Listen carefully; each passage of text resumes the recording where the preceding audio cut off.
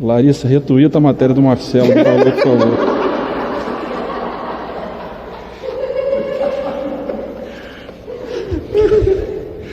Vou ser rapidinho, porque eu já falei 1h30, não é possível que vocês ainda me aguentem por hoje. Não, pontual, presidente. Eu queria saber uma coisa. O senhor já falou um pouco hoje sobre o projeto das fake news. De uma maneira mais pontual. Relator, o senhor já sabe quem vai ser, quando vai decidir? Nós estamos conversando, tem alguns deputados que estão trabalhando a matéria. Nós vamos construir um texto e depois nós vamos resolver o relator dentro desses que vão construir o texto para a Câmara. Mas não tem um partido de onde vai ser o relator, então? Não.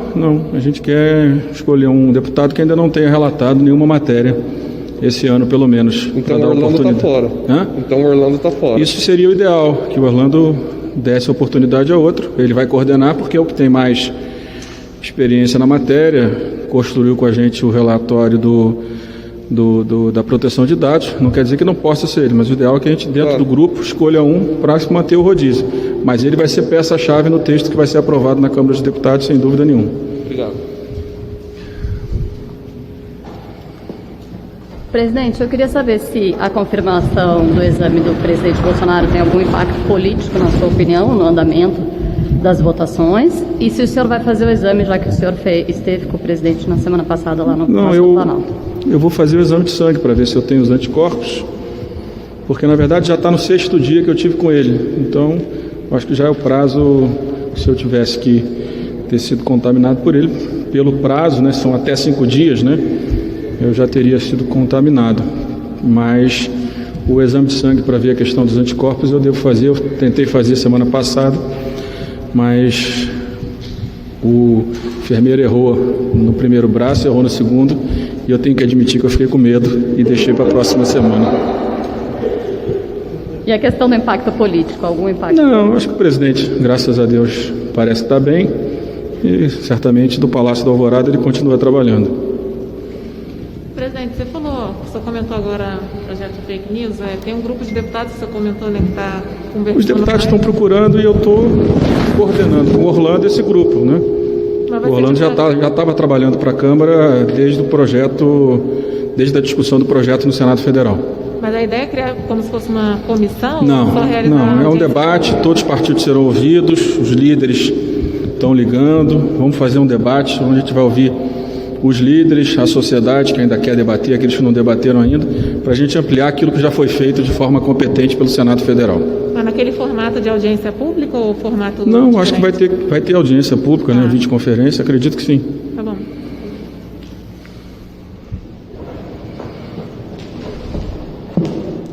Presidente, boa tarde. Primeiro, em relação à MP 975, o relator, o deputado Efraim, entregou o relatório hoje. Tem previsão de votar amanhã? A gente pretende votar amanhã. O texto ficou muito bom, tem apoio, parece que da maioria dos líderes, tem apoio também da equipe econômica. Conversei com o secretário Esteves agora, ele elogiou bastante o relatório do líder Efraim. Fundeb, fica para essa semana? Fundeb a gente espera poder votar na próxima semana.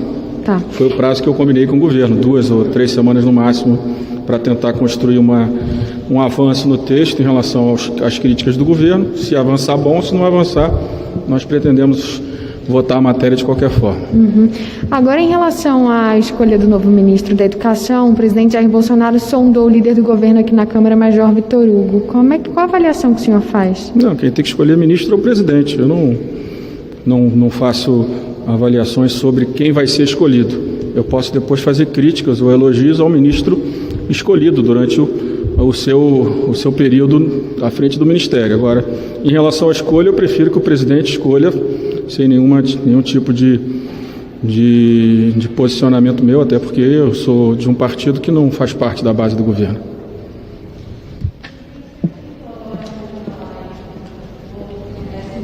Da MP 936 sobre a desoneração. O senhor tinha falado anteriormente que essa desoneração ia evitar o desemprego e o aumento de custos de cerca de 10 bilhões. Como o senhor viu esse veto e o Congresso vai derrubá-lo? Não sei, o Congresso vai votar e pode derrubá-lo. Eu acho que 2 anos era um prazo longo, como a proposta inicial dos setores. mas um ano ficou uma coisa equilibrada. No início da retomada, você garantir que aqueles setores, acho que são 17 setores, que eles têm algum estímulo para não demitir. Eu acho que era uma ideia boa, infelizmente o governo decidiu pelo veto. Eu também fiquei com uma dúvida. Apesar de eu não ser a favor daquele projeto de desoneração, sou a favor que acabe esse projeto para que se discuta em outro formato as desonerações no Brasil. Eu também fiquei uma dúvida a respeito do que o senhor falou na live. O senhor citou as ideias de alguns economistas sobre alguma coisa a respeito de salário mínimo. O senhor pode explicar um pouquinho melhor? O primeiro salário, qual é a questão? Se você desonerar toda a folha, o impacto fiscal é muito grande. O Brasil não tem condição. Criar um novo imposto é tributar, né, gerar mais ônus para a sociedade brasileira, principalmente setores que não têm por que contribuir mais com a criação de um novo imposto, principalmente um imposto que é ruim. A CPMF é um imposto ruim. Tem alguns economistas que têm defendido que você desonere o primeiro salário mínimo de todos os salários. Né? Tem uma parte dos economistas que defende a desoneração para quem ganha até um salário mínimo. Qual é o problema? Se você desonerar quem ganha até um salário mínimo, você vai estimular a que todas as empresas joguem o salário do trabalhador para um salário mínimo. Você estimula, né, ao longo do tempo, do meu ponto de vista, dos economistas que estão conversando comigo, a que as pessoas de fato ganhem apenas um salário mínimo. Se você desonerar o primeiro salário mínimo de todos os trabalhadores, tem um custo maior, claro, tem que procurar as fontes, mas eu acho que é uma política mais correta, mais efetiva e que de fato ajuda a geração de emprego no Brasil. Obrigada. O senhor falou do questionário também sobre taxas de juros sobre o cheque especial e sobre o cartão de crédito. Isso. Há projeto no Senado diferente nesse tema. Queria saber se o senhor tem conversado com o Davi para dar uma olhada nesse projeto, já que os bancos pressionaram muito para que o tema ficasse parado. Não, eu não defendo congelamento de juros, tabelamento de juros. O que eu defendo é o fim dos produtos, como eles estão formatados. Qual é o problema no cartão de crédito? O problema no cartão de crédito é o parcelado sem juros. Ele acaba concentrando no número pequeno de pessoas os juros do cartão de crédito com uma taxa muito alta. Cheque especial, ele representa uma participação pequena do crédito e uma participação razoável do resultado dos bancos. Quer dizer, os bancos devem ter 7, 8, 9, 10% de lucro por um produto que deve representar 1, 2% do crédito do sistema bancário brasileiro. Então, é uma forma equivocada, né, do banco rentabilizar o capital, do meu ponto de vista. Então, eu acho que esses dois produtos, o cartão de crédito, eu acho que tem que acabar no formato que está, para que a taxa de juros caia. Aí tem que ver qual é o formato que tem que fazer. E o cheque especial, eu tenho defendido que você procure um outro formato, porque o cheque especial, de fato, do meu ponto de vista, é uma extorsão ao cidadão, né? Então, eu acho que nós deveríamos trabalhar junto com o sistema financeiro, com os bancos, principalmente os grandes bancos, para que eles compreendam que esse produto ele precisa ter um outro encaminhamento, né? O presidente do Banco Central anterior, o Ilan, ele fez uma coisa inteligente em relação ao cartão de crédito, não é isso? Você financia até 30 dias, depois tem que parcelar, né? Tem que financiar essa dívida. Então, talvez no cheque especial você tenha que produzir alguma coisa que saia dessa taxa de juros tão absurda que os brasileiros pagam de forma equivocada. Mas esse tema seria tratado nesse projeto? Não, vamos tratar, não sei se na pandemia, mas eu acho que tem que tratar dos produtos. E acho que seria bom que esse debate viesse dos próprios bancos. Os bancos vão tem outros produtos que são rentáveis, né, que mantêm a rentabilidade do sistema bancário, mas não produtos que de fato geram na sociedade, esses dois produtos, uma rejeição brutal em relação aos bancos. Então é importante que o sistema bancário ele volte a ter uma relação, né, uma melhor relação com a sociedade. Eu acho que esses dois produtos, de fato, eles distorcem o papel do sistema bancário no nosso país.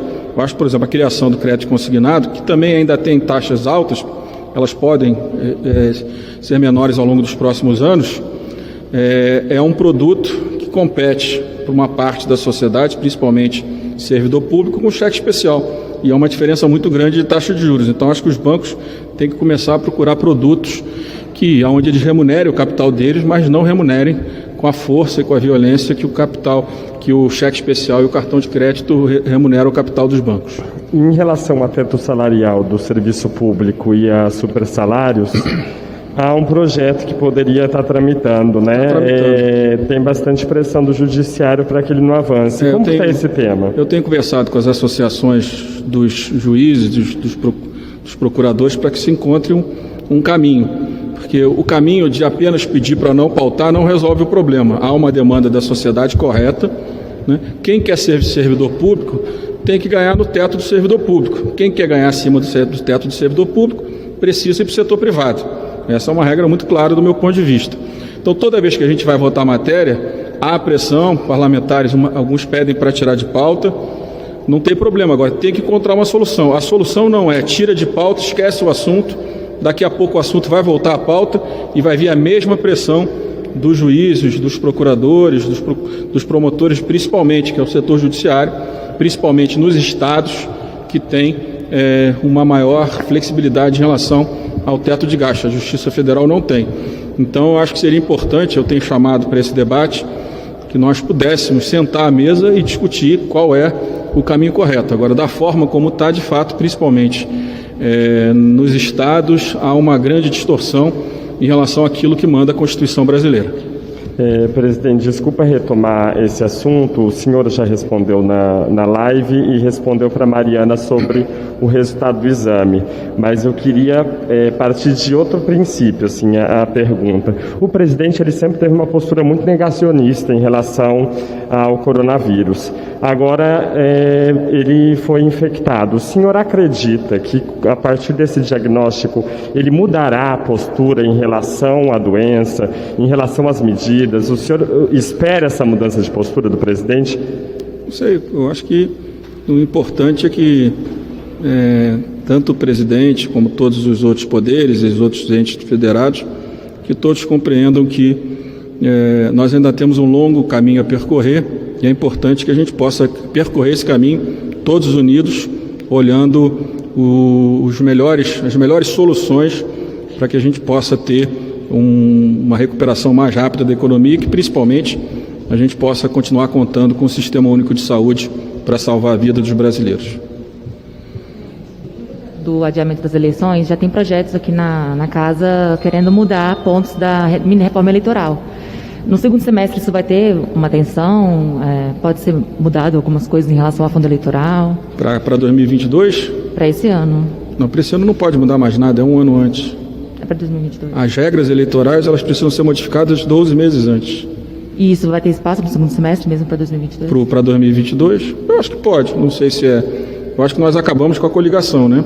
Nós vamos ver o impacto do fim da coligação nessa eleição municipal. O que eu espero é que a coligação não volte no próximo ano para retomar um ciclo vicioso da política brasileira, que é o processo de coligações que gera essa pulverização de partidos no Brasil. Presidente, só mais uma pergunta rapidinho.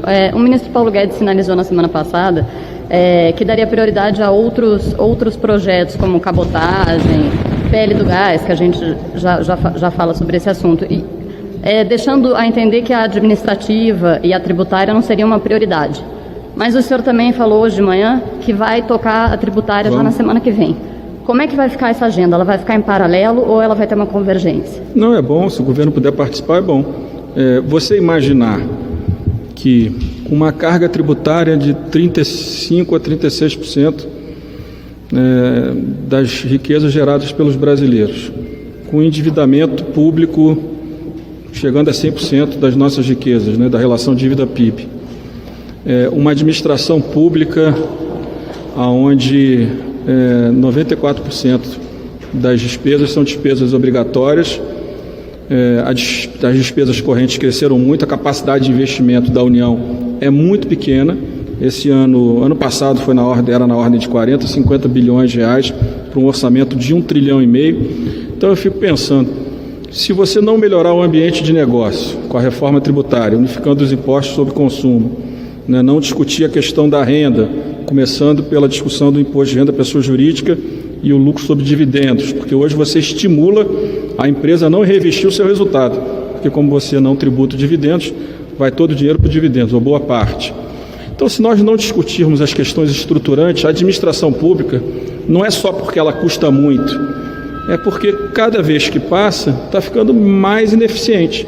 Os serviços públicos para a sociedade, que seja segurança, que seja saúde, que seja educação, que seja os serviços do governo federal, eles não têm melhorado ao longo dos últimos anos. A sociedade não tem visto essa melhora. Então, você achar que com uma nova lei da cabotagem, com uma nova lei do gás, mantendo um sistema tributário que é complexo e que gera insegurança jurídica, lembrando que tem 1 trilhão e 500 bilhões de reais de litígios tributários hoje no Supremo Tribunal Federal. Você achar que esses marcos regulatórios, com esse ambiente hostil ao investidor, eles vão prevalecer, eu acho que é um erro. Eu vou dizer por que eu acho que é um erro. Nós aprovamos a reforma previdenciária no passado. Todos diziam, principalmente a equipe econômica do governo, que com a reforma previdenciária o Brasil cresceria 4%, 5%, não é isso? Nós já aprovamos um orçamento para 2020 com uma expectativa de 2,5%. Na segunda quinzena de fevereiro, nós já sabíamos que a economia ia crescer menos de 2%. Então, o que acontece? A gente aprova as matérias, se cria uma expectativa, agora com saneamento, vai ter 600, 700 bilhões de reais de investimento. Aprova a lei do gás, que, aliás, a equipe econômica tinha prometido ano passado que em 60 dias reduzia pela metade o preço do gás. Aprova a lei do gás, agora vai ter investimento no gás. Aprova a lei da cabotagem, que ainda não chegou à Câmara. Quer dizer, hoje até na live, o economista Zé Márcio estava achando que já tinha chegado aqui, não tinha, nem administrativo, nem a tributária.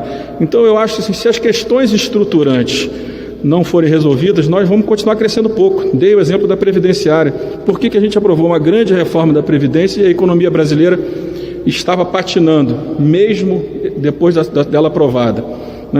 Crescer 2%, uma economia com tantas desigualdades como a nossa, não vai funcionar. Então, eu vejo com muito pessimismo se a decisão do governo for abandonar a linha de reestruturação do Estado. Não digo que a reforma administrativa precisa atingir os atuais servidores. Eu não estou fazendo esse debate. Estou fazendo o debate do futuro. O debate do futuro, a estrutura do servidor tem que ser mais meritocracia, menos estabilidade, mais uma cadeia salarial onde leve mais tempo para chegar ao topo da carreira, salários médios mais baixos. Hoje os salários médios são altos em relação ao setor privado. E, do outro lado, um sistema tributário que, de fato, simplifique e garanta segurança jurídica. A partir daí, e, claro, uma economia aberta. Nossa economia fechada também beneficia a ineficiência e produtos de menor qualidade. Então, se nós não fizermos isso, eu não vejo como marcos regulatórios vão resolver o nosso problema. Eu acho que muito pelo contrário. Vai gerar expectativa e essas expectativas elas não vão virar investimentos, do meu ponto de vista. É o que eu acredito.